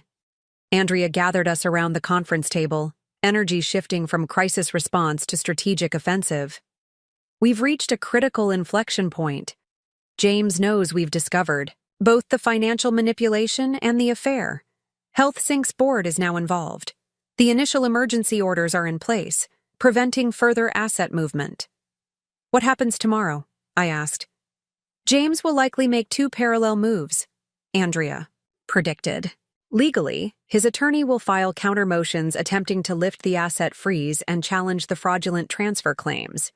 Professionally, he'll try to convince HealthSync's board that the relationship with Natalie doesn't violate company policies or create conflicts of interest. Will either approach succeed? I asked. The legal challenge is unlikely to prevail given the evidence we've secured, Andrea assured me. The board's response is less predictable. Companies approaching IPO are exceptionally risk-averse. An undisclosed executive relationship creating potential governance issues represents significant risk. Mira's monitoring system alerted us to a new development. James is removing items from the house, loading his car with suitcases and boxes. The surveillance feed showed James carrying luggage to his Tesla. Not just overnight bags, but substantial suitcases suggesting extended absence. He's not coming back, I observed. He's relocating permanently. Most likely to the downtown condominium, Derek suggested. Abandoning the marital home strengthens your position in property division. We continued strategic planning until nearly midnight. preparing for various scenarios that might unfold the following day. Andrea arranged for me to stay at a secure hotel rather than Sophie's apartment, recognizing that James might now be actively attempting to locate me. As the team dispersed, Andrea remained behind to review final details. "How are you holding up?" she asked, the first person to inquire about my emotional state rather than tactical considerations. "Functioning efficiently," I replied automatically, then reconsidered. "Actually, I'm experiencing an unusual emotional dichotomy. Professionally, detached about the strategic components while processing profound personal betrayal." Andrea nodded. "The surgical approach serves you well for now, but eventually, you'll need to address the emotional impact." "After the operation is complete," I agreed. "In surgery, we maintain focus until the procedure is finished. Emotional processing comes later." "Just remember that unlike your patients, you're both the surgeon and the one being operated on," she observed insightfully. At the secure hotel, I finally allowed myself 30 minutes of unguarded emotional response. Not prolonged distress, but acknowledged grief for the partnership I had believed in and the future I had anticipated. The relationship had been dying for years, I now recognized, but James's betrayal had necessitated its sudden termination. I was preparing for bed when my secure phone alerted me to an email from an unexpected source. Charles Bennett, Chairman of HealthSync's Board of Directors. The message was brief but consequential. "Mrs. Harrington, the board has reviewed the information provided by your legal representative regarding certain undisclosed relationships and financial activities. We would appreciate meeting with you personally tomorrow at 10 a.m. to discuss these matters further. Our outside counsel will be present. Please confirm if this is acceptable. Regards, Charles Bennett, Chairman, HealthSync Board of Directors." Forwarded the message to Andrea with a single question. "Strategic implications?" Her response came quickly. "Significant. Board reaching out directly rather than through James suggests serious concerns about his position. This meeting could fundamentally alter the power dynamics. We should accept but insist on legal representation." I confirmed the meeting with Bennett, specifying that my attorney would accompany me, then prepared comprehensive notes on my history with HealthSync, from the early days funding James's prototype with my retirement savings through years of supporting the company's growth with my steady income and healthcare expertise. Tomorrow would mark a decisive turning point. The board's involvement created a powerful new dimension in the conflict with James. His carefully constructed narrative, successful healthcare tech visionary supported by dedicated nurse wife, was unraveling precisely when he needed it most, for the IPO. As I finally lay down to sleep, I reflected on the remarkable acceleration of events. Just 5 days ago, I had been the trusting wife discovering her husband's betrayal.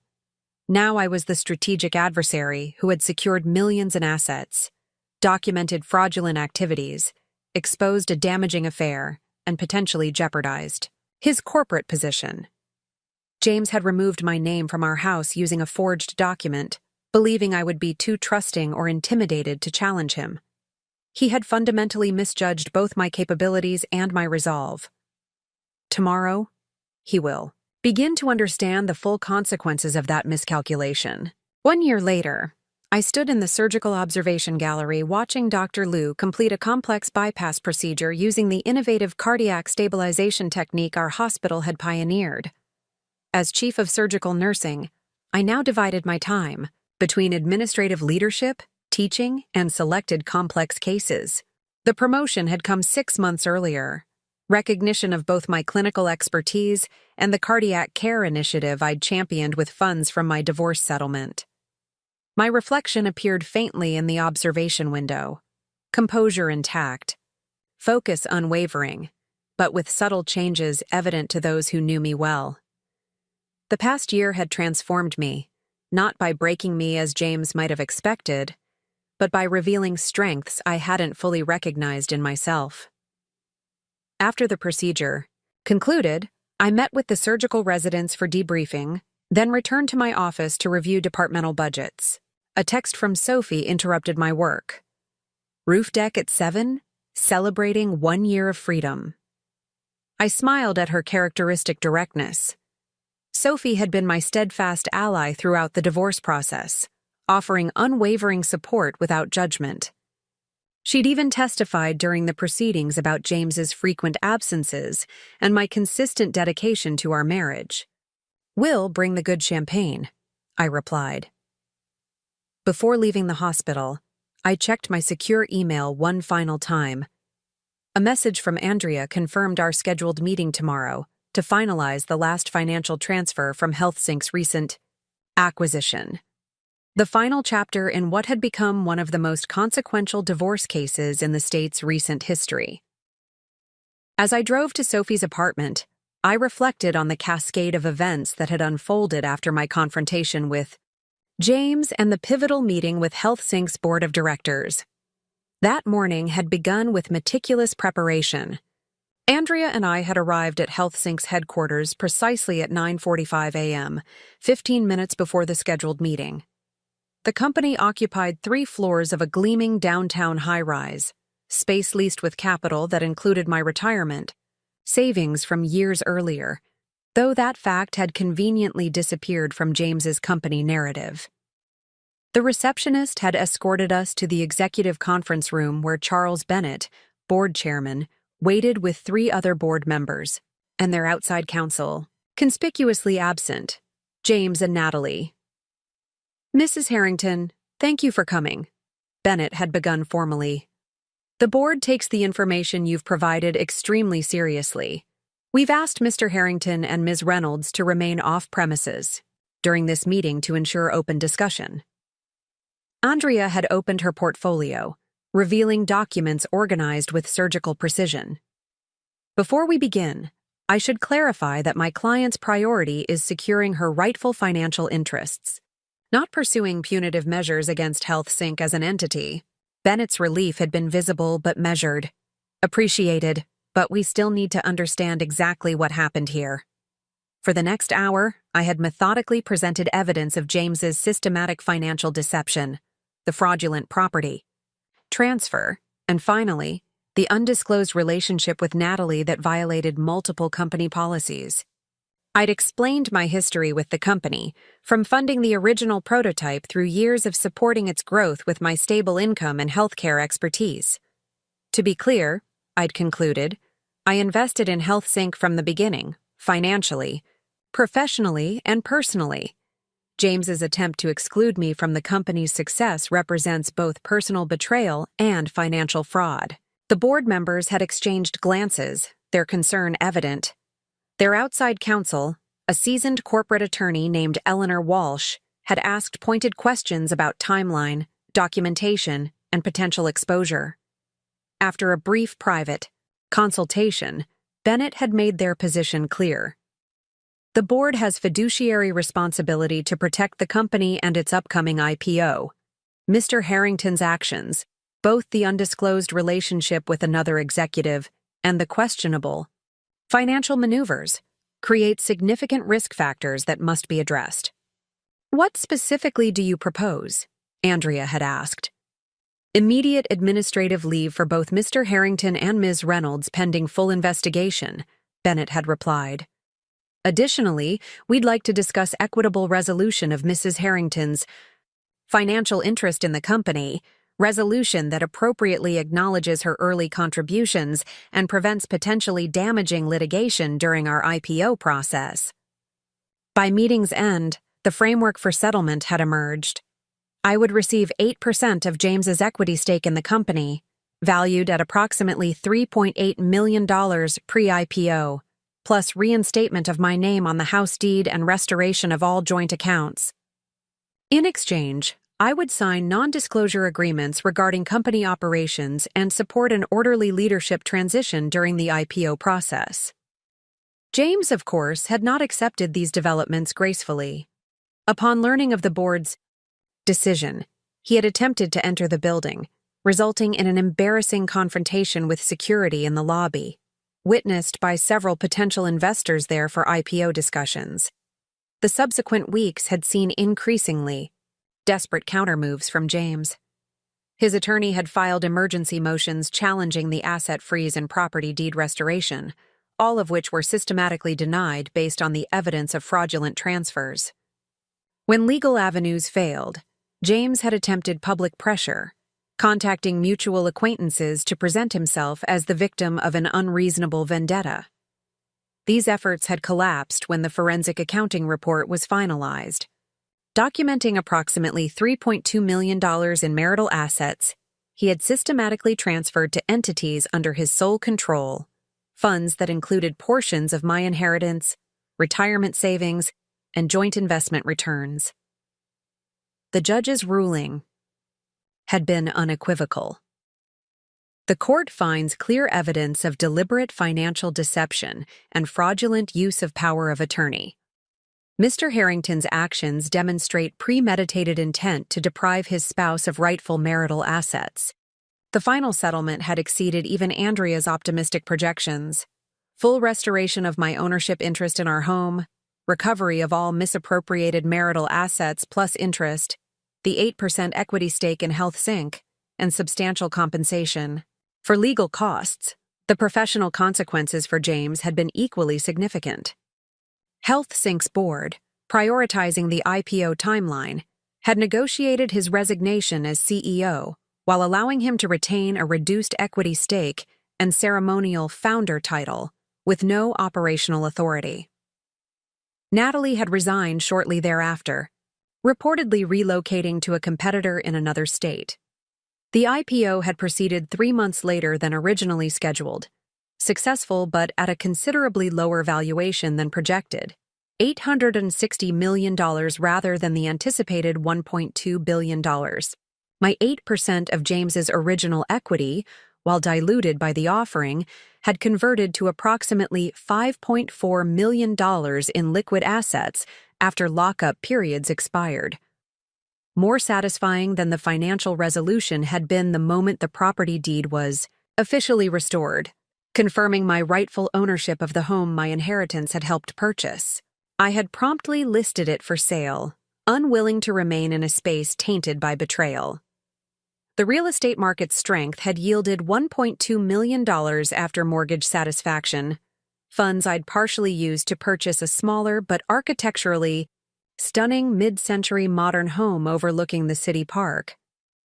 Sophie's rooftop deck offered a spectacular view of that same park, now transitioning to autumn colors in the evening light. She greeted me with her characteristic straightforward affection, a quick hug and immediate honesty. "You look better than you have in years," she observed, taking the champagne bottle. "Freedom suits you." We settled into comfortable chairs as the sun began to set, Sophie efficiently opening the champagne while I arranged the charcuterie board I'd brought. "How's the new cardiac center progressing?" she asked, pouring 2 glasses. "On schedule and under budget," I replied with justified pride. The Rebecca Chen Cardiac Care Initiative, named by the hospital board in recognition of my substantial donation, was developing innovative approaches to cardiac rehabilitation that combined advanced surgical techniques with comprehensive recovery protocols. "And the last of the financial transfers finalizes tomorrow?" Sophie confirmed. I nodded. HealthSync's acquisition by MedTech Global triggered the final conversion of my equity stake. Tomorrow's transfer concludes all financial connections. "To James and the company." Sophie raised her glass. "To complete liberation." We clinked glasses, the crystal tone ringing clear in the evening air.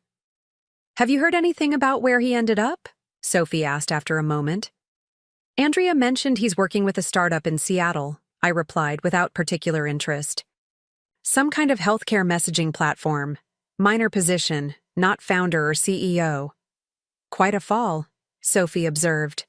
"From a nearly IPO CEO with $50 million equity to a minor player at a messaging startup. Consequences have a certain mathematical precision," I noted.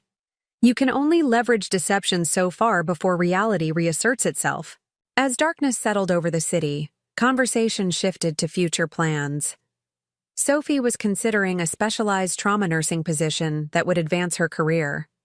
I was exploring partnership with a cardiac research foundation that wanted to implement my rehabilitation protocols nationally. "You know what strikes me most?" Sophie said as we finished the champagne. "A year ago, you were defining yourself as James's supporting character, the wife who enabled his success. Now, you're fully centered in your own narrative." The observation resonated precisely.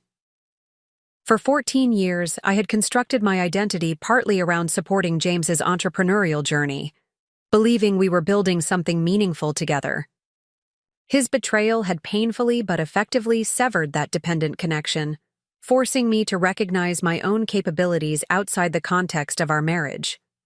The irony, I reflected, is that James probably still doesn't understand what happened. In his narrative, I'm probably the vindictive wife who opportunistically took advantage of minor financial reshuffling to damage his career. Classic narcissist perspective, Sophie nodded, unable to recognize that his own actions triggered the consequences. Later that evening, returning to my new home, I found a package delivered by courier, Andrea's assistant, sending the final documents for tomorrow's meeting. As I reviewed the transfer paperwork, a small news item on my tablet caught my attention. HealthSync acquisition complete. Former founder not retained in restructuring.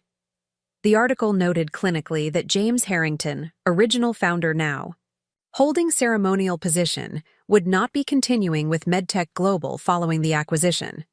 The technology he had developed, technology my retirement savings had helped fund in its earliest stages, had been fully integrated into MedTech's platform, rendering his continued involvement redundant. I felt no satisfaction or vindication from this development, merely clinical acknowledgement of natural consequences. James had built his success on manipulation and deception. When those foundations crumbled, the structure inevitably collapsed. My doorbell rang unexpectedly. Through the security camera, I recognized Dr. Liu's wife, Emma, holding what appeared to be a plant. "Sorry to drop by unannounced," she said when I opened the door. "We just received these orchids from our daughter in Taiwan, and I immediately thought of your beautiful sunroom." I welcomed her in, touched by the thoughtful gesture. Emma had been another quiet supporter during the divorce, occasionally dropping off home-cooked meals during the most intense periods of legal proceedings. "It's a special variety," she explained, placing the elegant purple orchid on my kitchen counter. "In Chinese culture, it represents resilience, the ability to not just survive challenges but flower because of them." "It's perfect," I said sincerely, already envisioning it in the sunroom that had become my favorite space for morning meditation. After Emma departed, I carried the orchid to its new home among the other plants thriving in the sunlight. The symbolism wasn't lost on me, beauty emerging not despite adversity but through it. Strength revealed rather than created by challenging circumstances. The following morning, I met Andrea at her office to finalize the last financial transfer from HealthSync's acquisition. The procedure was straightforward: signatures authenticated, transfers confirmed, receipt documented. With the final electronic confirmation, my financial connection to both James and the company he had founded was completely severed. "Congratulations," Andrea said, closing her portfolio. "Case officially concluded." Over the past year, our professional relationship had evolved into genuine friendship. She'd been not just my legal representative, but strategic ally and occasional emotional support. "I have something for you," I said, retrieving a small box from my bag. "A token of appreciation for everything you've done." Inside was a platinum pen, elegantly engraved with her name and a simple message: "Precision changes outcomes." "It's what you taught me," I explained as she examined it. "Legal precision, strategic precision, emotional precision. These aren't just technical requirements but transformative approaches." Andrea smiled, understanding the deeper significance. "Most clients arrive seeking revenge or simple asset division. You approached this as a surgical procedure, methodical, precise, focused on optimal outcomes rather than punitive measures. Professional training, I acknowledged. In surgery, we learn that emotion clouds judgment. Precision requires clarity. We parted with plans to meet for dinner the following week. No longer attorney and client, but two professionals with mutual respect and shared experiences. Driving to the hospital afterward, I reflected on the symmetry of conclusion.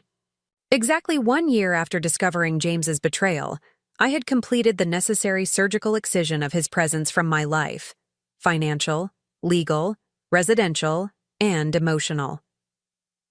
The recovery process had already built significant new tissue: professional, advancement, financial security, meaningful friendships, and perhaps most importantly, reclaimed personal agency. I was no longer defining myself in relation to James's narrative, but authoring my own. As I parked at the hospital where my singular focus had always been healing others, I acknowledged that the past year had finally allowed me to apply those same skills to healing myself.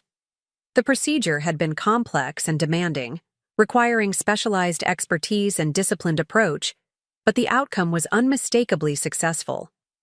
James had removed my name from our house, believing I would be too trusting, too intimidated, or too invested in preserving appearances to challenge him. That miscalculation had cost him everything: his company leadership, professional reputation, financial security, and whatever future he had imagined with Natalie. I had not sought this outcome as vindictive punishment. Rather, his loss was the natural consequence of actions based on fundamental miscalculation. He had assessed me as a supporting character in his success story when I was, in fact, a skilled surgeon, perfectly capable of excising malignant presences with precision. The property deed bearing my restored name now resides in my safe deposit box alongside the final acquisition transfer confirmation. Physical reminders that precision, patience, and strategic thinking can transform even the most devastating betrayals into opportunities for unexpected growth.